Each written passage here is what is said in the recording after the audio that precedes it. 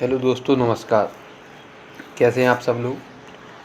तो आज हम आपको बताने वाले हैं कि यदि आपका एएसडी निधि बैंक में सीएसपी यानी ग्राहक सेवा केंद्र आपने ले लिया है, एएसडी निधि बैंक का यदि आपने ग्राहक सेवा केंद्र ले लिया है तो आप उस पर कैसे अकाउंट खोल सकते हैं, कैसे काम कर सकते हैं, कैसे आप अपनी इनकम देख पाएंगे, यानी कि आपके ग्राहक सेवा केंद्र पे काम करने की ओवरऑल डिटेल मैं आपको इस वीडियो में देने वाला हूं।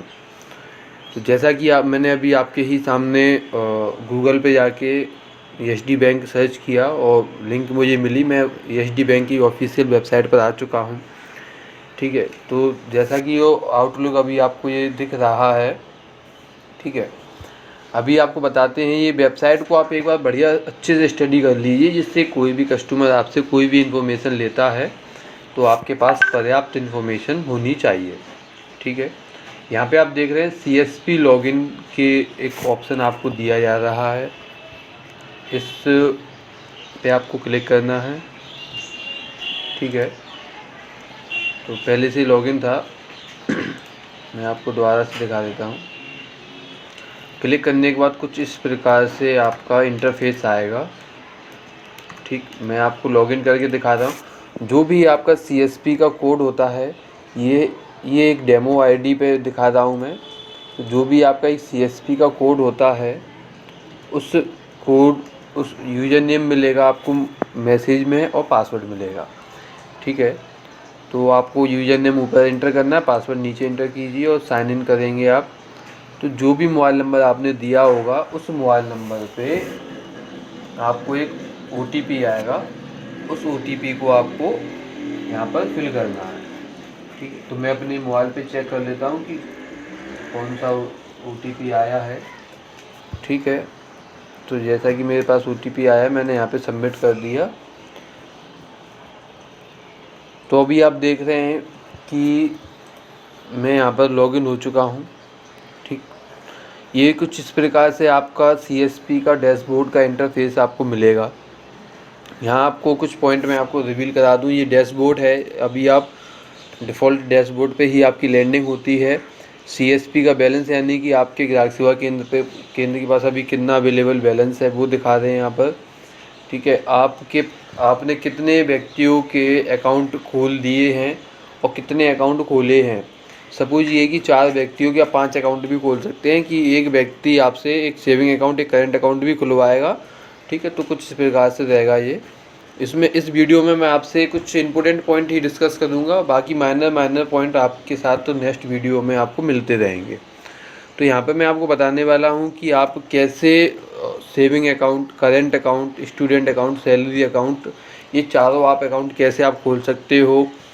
आप उन अकाउंट में डिपॉजिट कैसे कर सकते हो, विड्रॉल कैसे कर सकते हो, ओवरऑल डिटेल आप कैसे आप देख पाओगे उनकी, यानी फुल इन्फॉर्मेशन मिलने वाली है। तो सबसे पहले मैं कुछ इम्पोर्टेंट पॉइंट बता दूं आपको कि जैसे आप देख रहे हैं कि सपोज़ कीजिए आपका न्यू सीएसपी है, तो आपका जो बैलेंस होगा वो 0 होगा, क्योंकि आपको कोई बैलेंस नहीं मिलेगा। अब आपका सबसे पहले काम है कि आपको बैलेंस अपने सीएसपी पे लोड कराना है। लोड कराने के लिए आपको एएसडी निधि बैंक कुछ ऑप्शन देती है।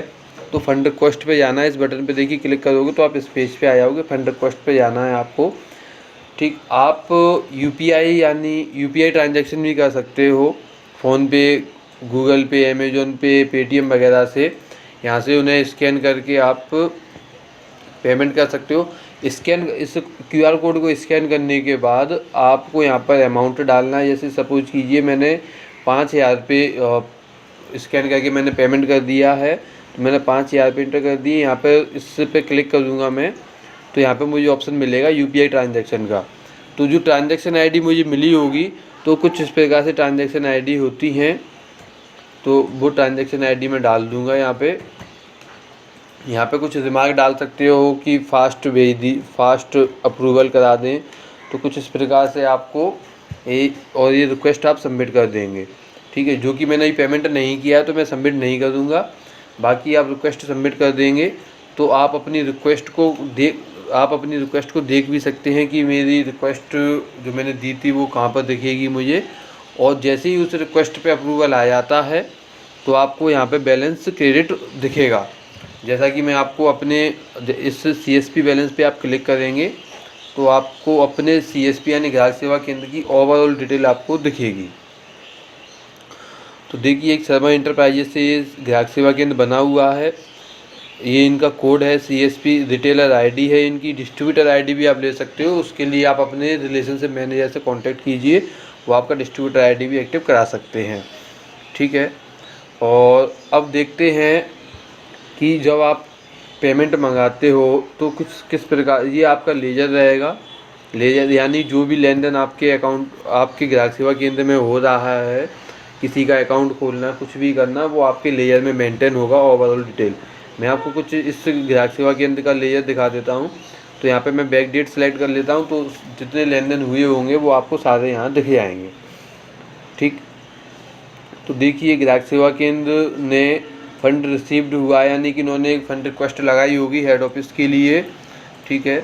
ये ट्रांजैक्शन ID रही है, 1000 रुपये की इन्होंने फंड रिक्वेस्ट लगाई थी, तो 1000 रुपये इनके आ गए, ठीक। उसके बाद इन्होंने कोई अकाउंट खोल लिया।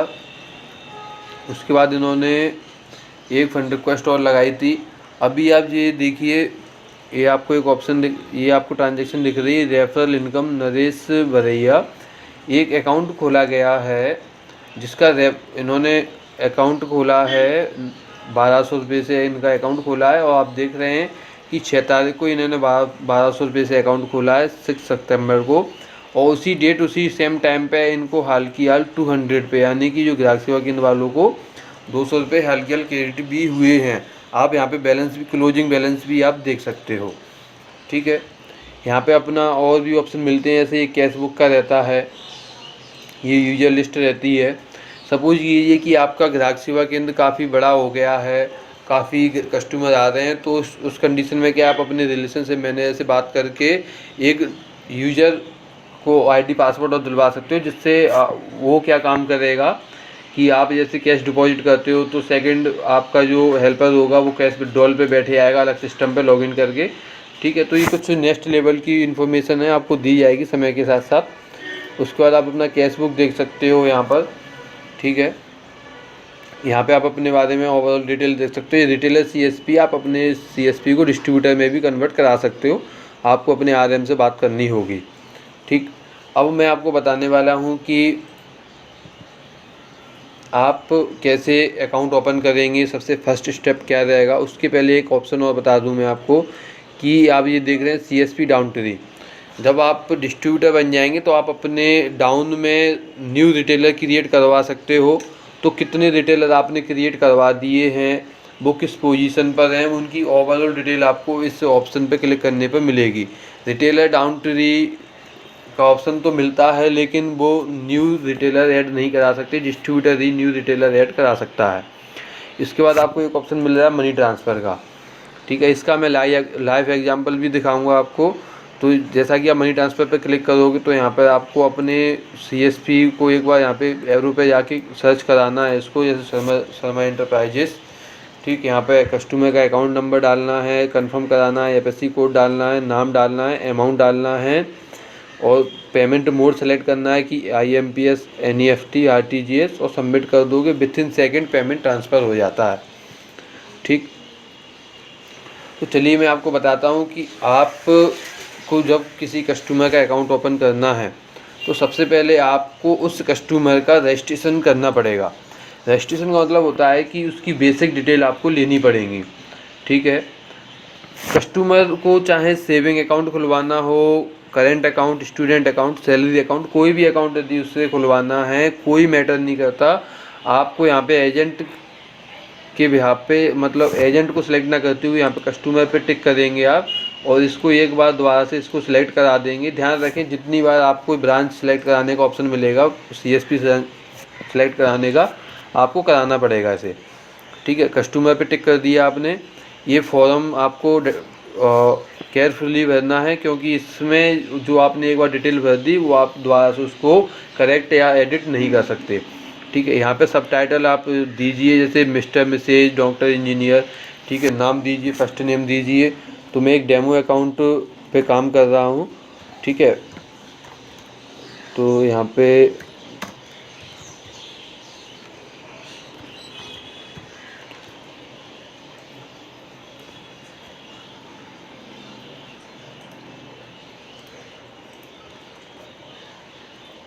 फादर नेम देना है। आप इस वीडियो को बिल्कुल भी स्किप ना करें, जल्दबाजी ना करें, क्योंकि इसी वीडियो के माध्यम से आप पूरा काम अपने CSP का कर पाओगे। यहाँ पे रिलेशन आपको दिखाना है, डेट ऑफ बर्थ आपको दिखानी है। तो यहाँ पे मैं इनकी डेट ऑफ बर्थ डाल देता हूँ। डेट ऑफ बर्थ जो भी है इनकी, जल्दबाजी ना करें बिल्कुल भी। मेल आईडी यदि कस्टमर के पास हो तो ठीक है, नहीं तो आप इसको खाली भी छोड़ सकते हैं। मोबाइल नंबर ज़रूर आपको कस्टमर का लेना है और ध्यानपूर्वक लेना है मोबाइल नंबर, ठीक है। यदि आपने किसी कस्टमर का मोबाइल नंबर पहले से ही सिस्टम में रजिस्टर्ड करा दिया है तो आप उस कस्टमर का दोबारा से मोबाइल नंबर नहीं ले पाओगे। इसलिए ये रजिस्ट्रेशन फॉर्म आपको बहुत केयरफुली भरना है, ठीक है। ये मोबाइल नंबर मैंने दे दिया है। यहाँ पे आपको अपना स्टेट सेलेक्ट कराना है।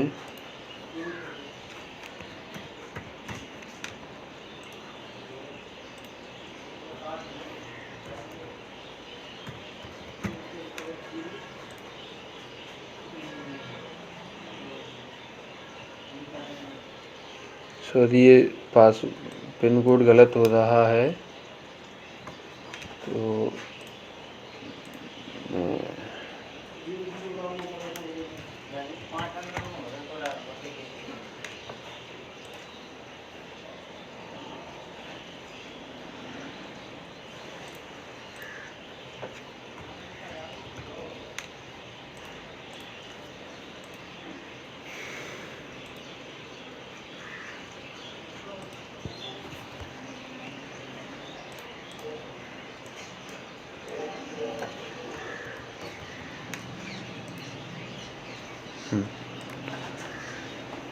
कस्टमर का पैन नंबर यदि उन पर नहीं है, कोई इशू नहीं, आधार नंबर आपको उनका फिल करना ही पड़ेगा, ठीक है।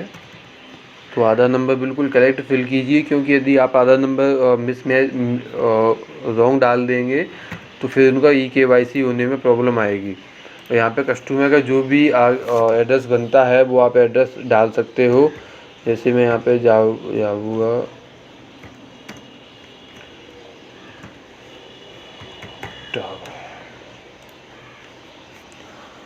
और यहाँ पे उनको आप दिखाना है हिंदू, जो भी उनका कास्ट धर्म वगैरह हो उस हिसाब से आपको कराना है। और जो भी वो आपका कस्टमर काम करता हो, इनको आप ऑप्शनल भी छोड़ सकते हो, कोई मैटर नहीं है, और इनको आप फिल भी कर सकते हो। तो मैंने अभी इतना ही फिल किया है, बाकी आप देख लेना। ये सेकंड बैंक, यदि कस्टमर का पहले से कोई बैंक अकाउंट है तो आप उसकी डिटेल ले सकते हो, और अधिकतर इनको खाली छोड़ सकते हो, कोई मैटर नहीं है। ये अदर बैंक का आप पूछ रहे हैं, ठीक है। यहाँ से अपन को सिर्फ सबमिट करना है इसे। तो देखिए सबमिट हो जाएगा, और सबमिट होने के बाद कस्टमर का जो पैनल बना हुआ है, जो मतलब एक प्रोफाइल बन के रेडी होती है, उस प्रोफाइल पे ये ले जाएंगे आपको, ठीक है। तो यहाँ पे आप देखिए कस्टमर का एक यूनिक आइडेंटिफिकेशन होता है, जो कि इस प्रकार से है ESD 944926। ये कस्टमर का एक यूनिक आइडेंटिफिकेशन है। और ये देखिए उनकी ओवरऑल डिटेल यहाँ पे दिखेगी। यहाँ पे आप एक चीज़ नोटिस कीजिए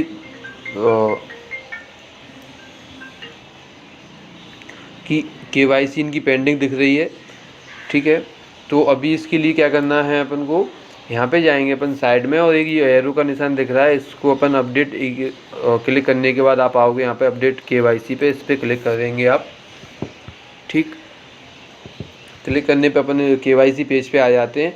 यहाँ पे देखिए फ़ोटो, आधार कार्ड, और आधार कार्ड फ्रेंड, पैन कार्ड, यदि उन्होंने करेंट अकाउंट के लिए अकाउंट ओपन करवा रहे हैं तो उनकी दुकान का फ़ोटो भी आपको देना पड़ सकता है। यदि हो तो ठीक है, नहीं तो आप उसको छोड़ भी सकते हैं। तो जैसा कि मैं यहाँ पे कस्टमर के डॉक्यूमेंट आपको बिल्कुल सही अपलोड करने, क्योंकि ये सब वेरीफाई होते हैं। तो डॉक्यूमेंट आपको बिल्कुल केयरफुली सबमिट कराने हैं, अदरवाइज KYC होने में दिक्कत हो सकती है। पैन कार्ड नहीं है तो आप छोड़ सकते हैं, कोई इशू नहीं है, उसमें कोई मैटर नहीं बनता। और जैसे कि मैंने डॉक्यूमेंट अपलोड कर दी, मैं यहाँ पे सबमिट कर दूँगा। आप जब भी काम करें तो एक बार सबमिट मतलब एक बार बटन प्रेस करने पर थोड़ा सा वेट कीजिए, क्योंकि ये सिस्टम पे लोड होता है और काफ़ी ज़्यादा लोड रहता है सिस्टम पे, तो प्रोसेस कभी कभी लेट हो जाती है, इसलिए बार बार क्लिक ना करें।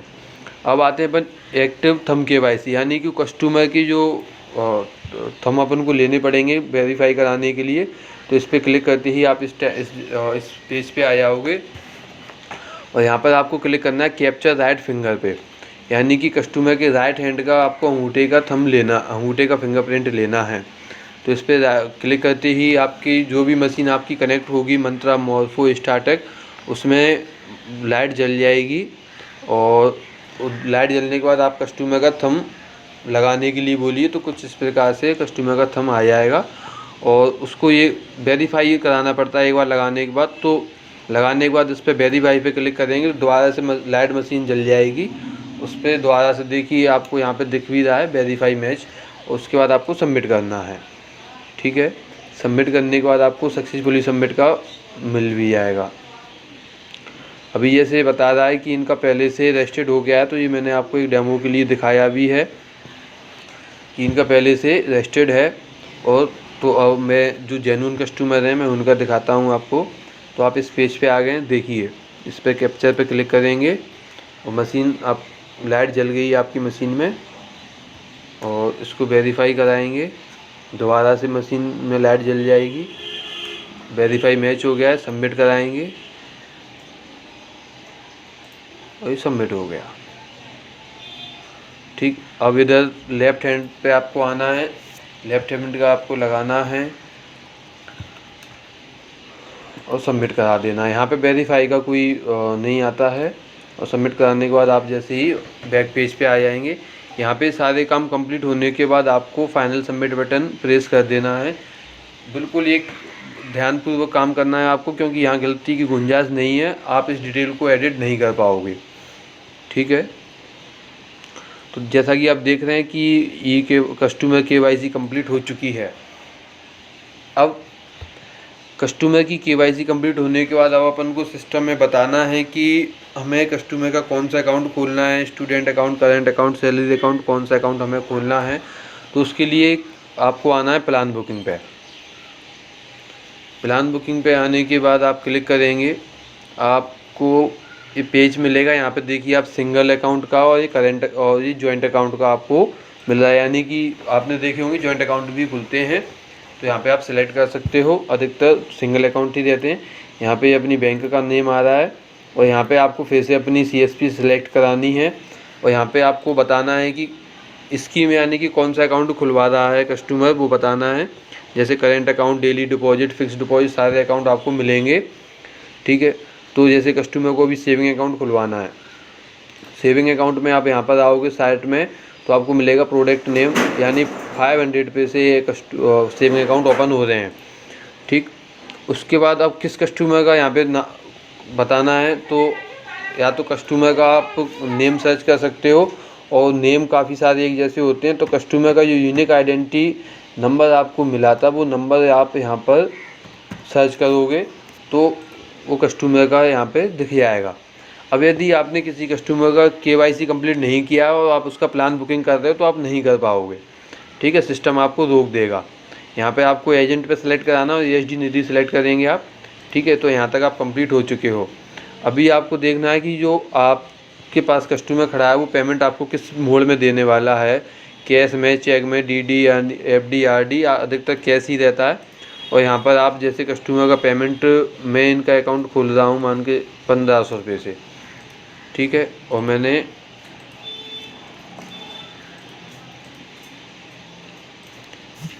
1500 रुपये से मैंने अकाउंट इनका खोल दिया है। ठीक, थोड़ा सा आपको प्रॉब्लम भी हो रही होगी क्योंकि बीच बीच में फ़ोन आ रहे हैं, तो इन चीज़ों को आप इग्नोर करें। यहाँ पे नॉमिनी डिटेल देनी है आपको, तो नॉमिनी में इनके फादर को ही अपन नॉमिनी बना देते हैं और बताना है कि क्या रिलेशन है, तो फादर हैं। और नॉमिनी की एज बता देते हैं।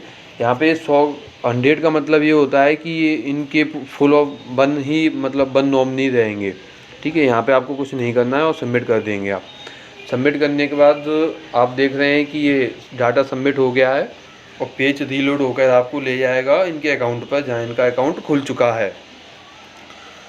तो जैसा कि देखिए आप, ये कस्टमर का अकाउंट खुल चुका है, कस्टमर का फ़ोटो आ रहा है, ये नाम है, ये कस्टमर का एक्चुअल अकाउंट नंबर रहेगा, ये IFSC कोड रहेगा, ठीक है। यहाँ तक कि ये भी बताएगा कि ये कहाँ किस ग्राहक सेवा केंद्र से खुला गया है, तो शर्मा एंटरप्राइजेज से इस डेट में यहाँ से खुला गया है, ठीक है। यहाँ पे कस्टमर का अवेलेबल बैलेंस बताएगा, सारी चीज़ें आपको यहाँ बताएगा।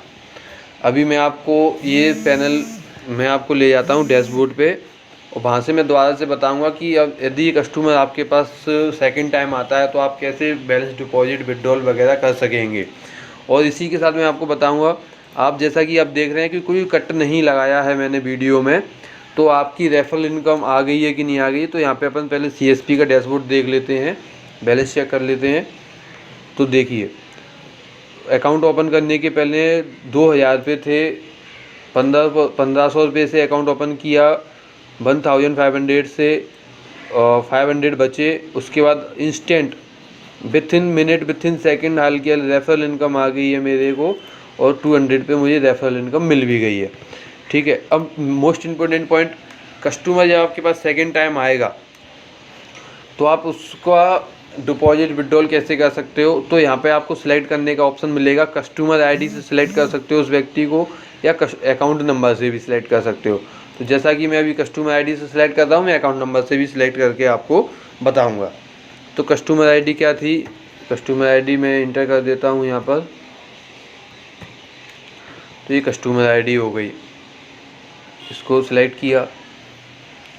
कस्टमर आईडी सिलेक्ट करने से क्या होगा, एक कस्टमर की ओवरऑल डिटेल बताएगा यहाँ पर कि अकाउंट सेक्शन में देखिए आप एक टेबल सा बन के आ रहा है, यहाँ पे बता रहे हैं कि ये कितने इनके अकाउंट खुले हैं। यदि इनके 2 करेंट अकाउंट भी होता तो इसी सीरीज में आपको नीचे मिल जाता, लेकिन अब इनका सेविंग अकाउंट खुला हुआ है, ये 1500 रुपये से इन्होंने खोला था और टोटल बैलेंस अभी इतना है, इन्होंने कोई विड्रॉल नहीं किया है। तो यहाँ पे अपन आते हैं, इस पर क्लिक करेंगे अकाउंट पे और इनका एक विड्रॉल करके देखेंगे और एक डिपॉजिट करके भी देखेंगे। तो एक विड्रॉल के लिए अभी विड्रॉल पे क्लिक करेंगे। क्लिक करने के बाद आपको फिर से एक ऑप्शन मिल रहा है यहाँ पे सिलेक्ट कराने का, सिलेक्ट कराइए आप। आपके ब्रांच का बैलेंस बता दिया कि 700 रुपये हैं, ठीक। और यहाँ पे कस्टमर का बैलेंस बता दिया कि 1500 रुपये अवेलेबल हैं। आप यहाँ पे विड्रॉल कराने के लिए आए हैं, तो कितना अमाउंट आपको विड्रॉल कराना है, जैसे कि मैं यहाँ पे करा लेता हूँ 500 पे। यहाँ पे कुछ रिमार्क में डाल देता हूँ और अभी इस पे फिंगर मैच पे जैसे ही मैं क्लिक कराऊँगा तो आपकी जो मशीन कनेक्ट होगी उस मशीन में लाइट ब्लिंक हो जाएगी। आपको कस्टमर का फिंगर लगवाना है और जैसा कि मैंने कस्टमर का फिंगर नहीं लगवाया है तो इसलिए मिसमैच बता दिया उन्होंने, तो मैं दोबारा से लगवाता हूँ।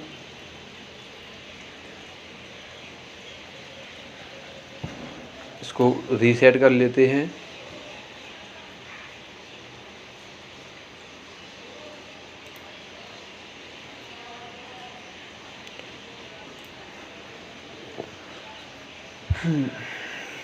थोड़ी सी आपको वीडियो में प्रॉब्लम हो रही होगी बीच बीच में, क्या है कि सर्वर पे काफ़ी लोड रहता है, ठीक है। तो इन चीज़ों को आप इग्नोर कीजिए क्योंकि मुझे कोई ऐसा खास एक्सपीरियंस है नहीं, मैं तो एक सादा सा एम्प्लॉय हूँ इस सिस्टम के अंदर। आपको सिर्फ एक्सप्लेन करने के लिए मैं बता रहा हूँ। दोबारा से फॉर्म भर रहे हैं अपन और फिंगर मैच पे अपन क्लिक करेंगे। देखिए फिंगर मैच हो गया है, यहाँ पे सबमिट कर देंगे अपन। तो सबमिट पे क्लिक करते ही आप देखेंगे कि कस्टमर के अकाउंट से 500 पे विड्रॉल हो गए हैं। ये प्रोसेस लोड हो रही हो जब भी तो सिस्टम से बोलना नहीं है अब तक ये प्रोसेस घूम रही हो। तो देखिए कस्टमर का जो अकाउंट का लेयर है वहाँ देख सकते हैं आप कि 1500 रुपये में से आपका 500 आपने निकाला तो 1000 आपका रह गया। अभी आते हैं डिपॉजिट सेक्शन पे और एक डिपॉजिट करके देखेंगे। यहाँ आपको फिर से अपनी ब्रांच सेलेक्ट करानी है। यहाँ आपका बता दिया कि अवेलेबल बैलेंस ये है, क्योंकि विड्रॉल कराने पर आपके अकाउंट ग्राहक सेवा केंद्र के अकाउंट में बैलेंस बढ़ेगा, क्योंकि ग्राहक सेवा केंद्र कैश पेमेंट देता है कस्टमर को, ठीक है, और डिपॉजिट कराने पर पेमेंट कटेगा, ठीक है। तो अभी कस्टमर के अकाउंट में 1000 पे अवेलेबल हैं, अपन इसमें 500 पे 5 रहने देते हैं, 400 पे अपन इसमें डिपॉजिट करते हैं और सबमिट कर देते हैं। देखिए कितना इजी तरीके से सबमिट काम हो रहा है। इस पर कोई कॉम्प्लिकेशन नहीं है कहीं से कहीं तक भी,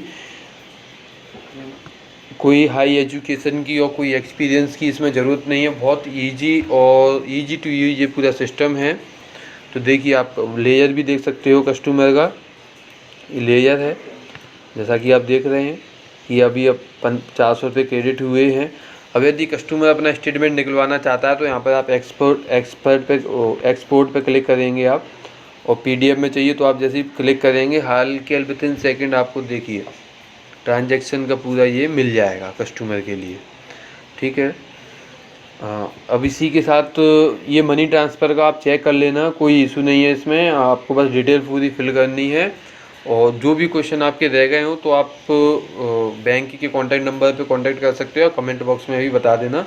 ये चैनल को सब्सक्राइब कर लो, क्योंकि इसमें आपको हर इन्फॉर्मेशन की वीडियो मिलेगी, तो नोटिफिकेशन मिल जाएगा आपको, ठीक है। आपने इतने सारे चैनल सब्सक्राइब करके रखे होंगे, उनसे कोई बेनिफिट नहीं होने वाला है। इसको सब्सक्राइब करो, बेल आइकन को प्रेस करो, ठीक है। और जिसको भी अच्छी खासी इनकम अभी लेनी है तो अभी retailer ID free of cost दी जा रही हैं। आप अपने फ्रेंड को और किसी को भी आप सजेशन दे सकते हो इसके लिए। तो मिलते हैं नेक्स्ट वीडियो में, जब तक के लिए इस चैनल को सब्सक्राइब करो। जय हिंद, वंदे मातरम।